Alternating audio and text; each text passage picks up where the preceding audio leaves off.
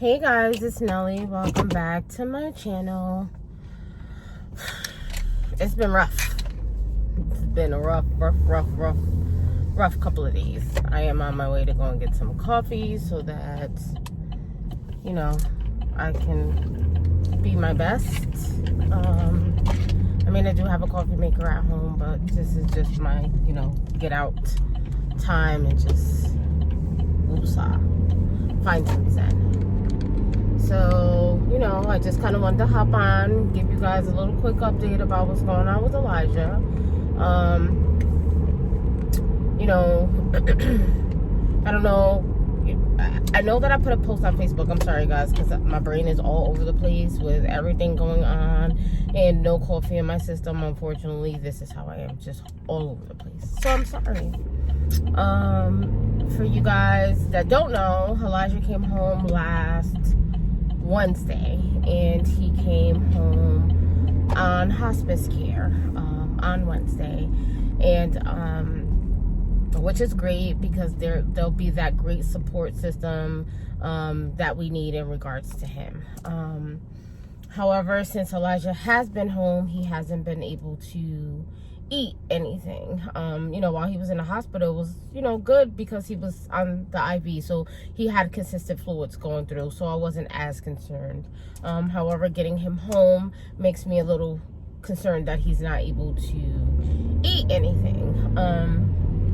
We've been switching him to various different nausea meds because for him, he's nauseated, and so I don't know if that plays a part in him not wanting to eat because he's constantly nauseous. And I know that we did give him something to eat, give him sorry guys. And my coffee. So anyway, let's get back into the reason I'm uploading this video, shall we? It's been rough. Been a rough couple of days. Oh my God, I don't even know where I left off at. Like, crazy. So anyway, let's just say, okay, Elijah hasn't been able to retain any food. We tried to give him something to eat. It just came right back out. So I have been giving him, like Pedialyte pops, Pedialyte, things of that, just to kind of keep him hydrated. And special shout out to all of my friends, my real friends who, go over and beyond. I had someone come to my door with everything that I needed the night that I posted on Facebook. You know exactly who you are. So thank you very much. I don't say names because not everybody wants to have that recognition. So that person know who she is, and the other person who called me and said, I am right here. Do you need me to go to the store and get it for you? I'm right here. I appreciate you guys, and I thank you so much. I thank you for everybody who texts, who put posts up on my Facebook page, who calls, and I'm always apologizing because I just don't feel like it's fair to you guys that I haven't reached back out.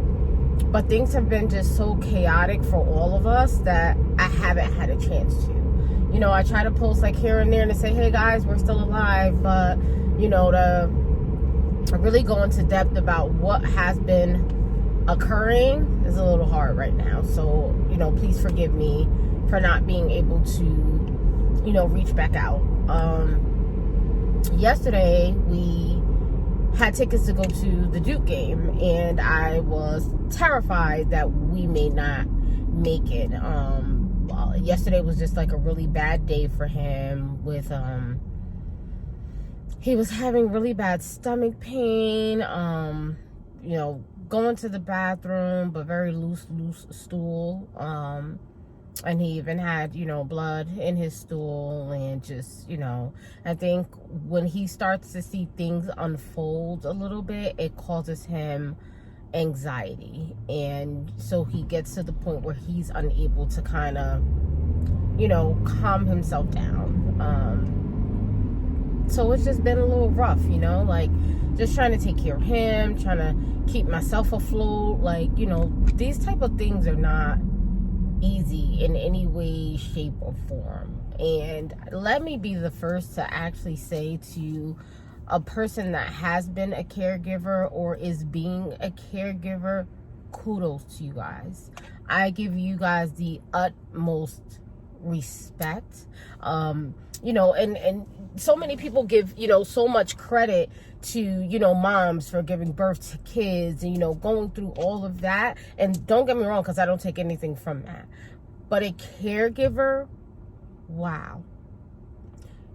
You guys have to give up everything to be there for that one specific person.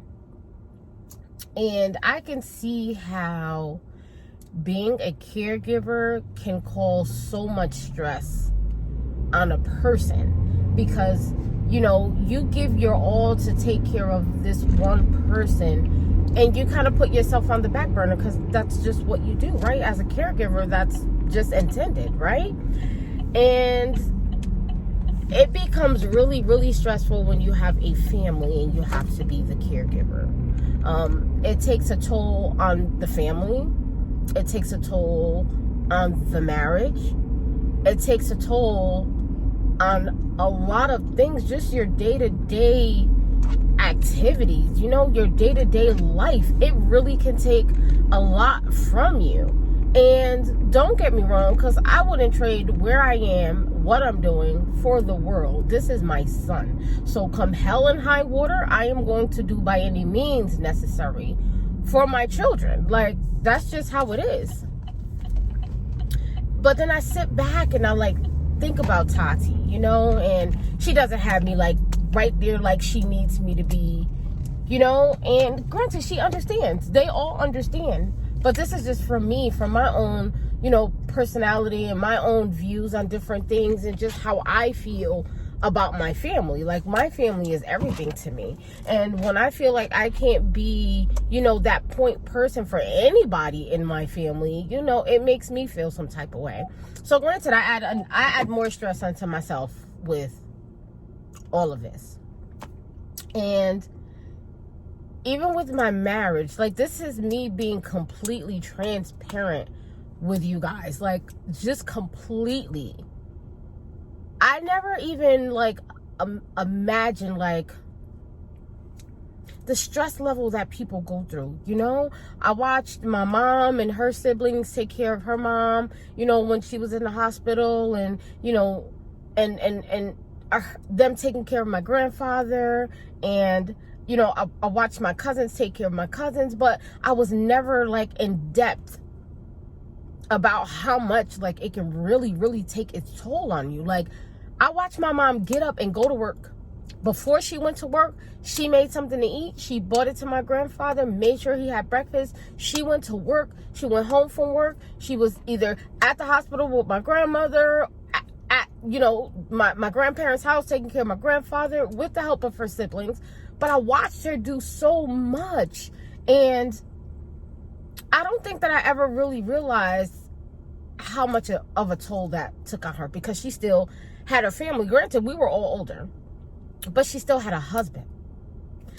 And so, like, now with me being in the position with my child and trying to be the best wife that I can be, trying to be the best mother that I can be to my other children, and trying to be the work mom, and trying to get the bills paid, like,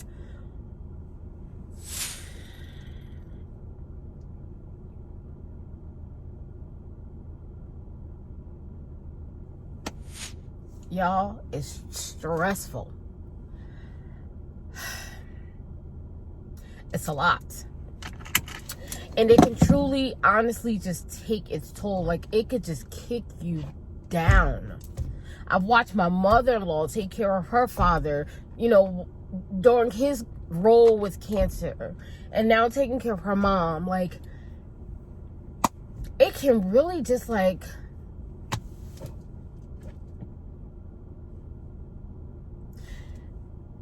the crazy part about it is I feel like I am totally tied to him. Whether it should be like that or not, I don't know. But I can only do what my heart and my brain tells me that I need to do. And so, when my wife want to go out, I shut her down because I feel like all of my attention needs to be to him. But how does that make it fair to her?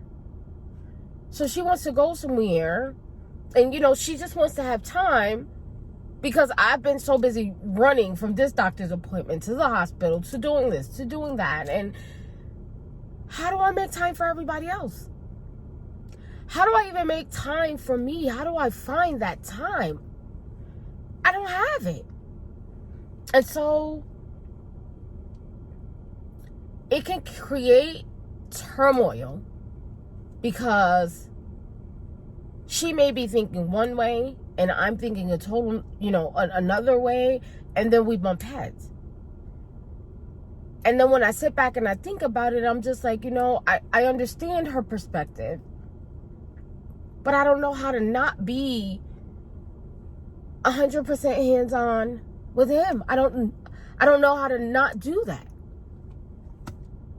And so I always feel like I need to be in the house with him.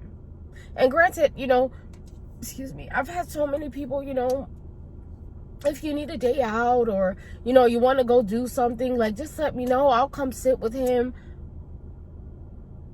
And while I appreciate that, I feel like that's nobody else's job. It's mine. It's mine. So whether that means that I have to put my life on hold, that's what it is. Yes, it should not be that way. No, I totally get that it should not be that way. So I kind of feel torn in the middle of being a caregiver and just trying to live.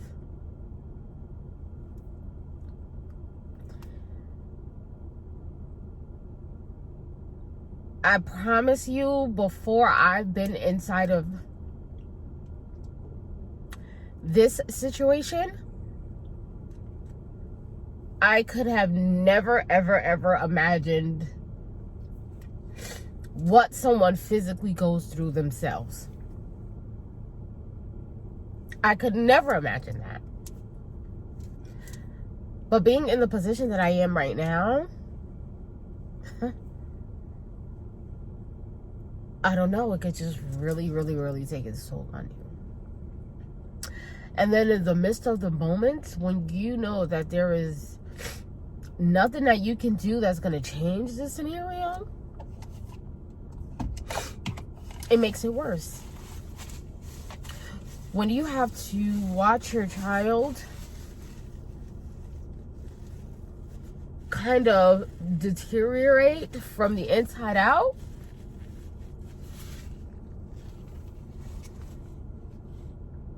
it's hard. But you know that God's will has to be done, whether we like it or not. It has to be done. But just watching him just lay in bed and not having enough strength to kind of get himself up and out of the bed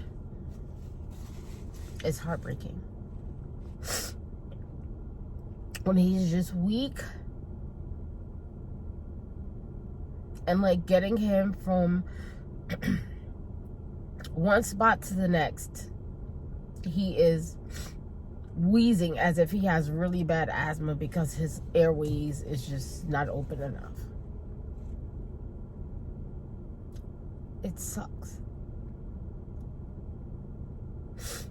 It sucks. And I just know that we have to take it one day at a time. And I know that no matter what, we're just going to fight however we can fight.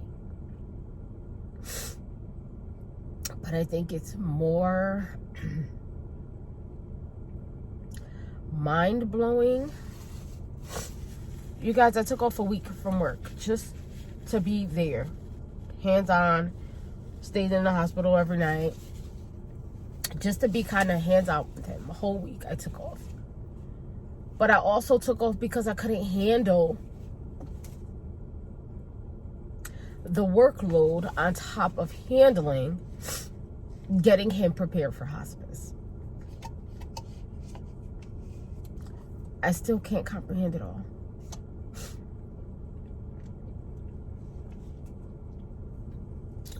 I'm due to go to work tomorrow. And honestly, I don't even know how I'm going to do it. Everything is overwhelming at the moment.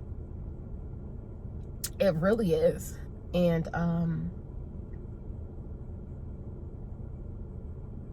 how do you even handle if someone's asking you how you're doing and you just bust out in tears?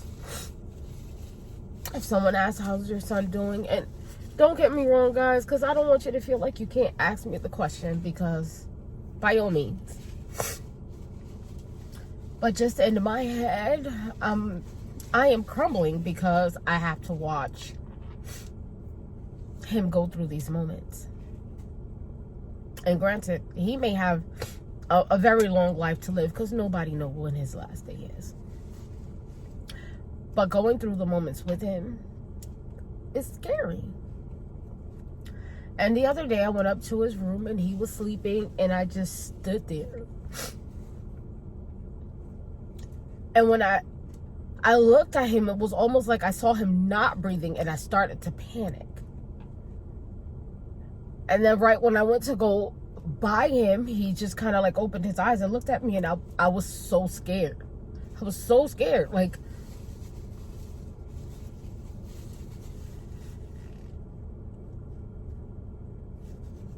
but y'all, you know, life goes on, and you have to keep living it as best you can, best you know how, and treasure it. Treasure your family, people that you love. You tell them you love them. You show them as much affection while they're here on this earth as you possibly can. And I'm trying to do that. I am trying to do that from every aspect that I possibly can. But I'm still falling short, because there's still people that are not getting my attention at the moment. And I have to work on that. I have to try and fix that, you know? But listen, guys, I didn't even intend to have this video so long, so I'm so sorry. I just needed to let out some emotions that I had going on, and so I apologize for that. But you guys continue to keep us in prayer. I will continue to keep you guys updated about what's going on, how he's doing. Unfortunately, he didn't really get a chance to enjoy the Duke game last night. You know, he was having panic attacks in between, and just, you know, he just wasn't there. And this was like the biggest game that he has been dying to go and see. Like, he's been wanting to see a Duke and SU game for the longest. So special thanks to the people who actually got us the tickets for us to be able to make that event. I thank you guys so much. You know exactly who you are. Thank you. But I'm gonna end this video, guys. Love you guys lots. Thank you always for the love, support, prayers, thoughts. We appreciate you all. I hope you guys have a blessed day. Like, subscribe, share this video. You know, hopefully this video can just give a huge thank, love, and appreciation for caregivers in the world. You guys have a tough role. But I love you guys. Thanks again for watching my video. Until next time, stay blessed.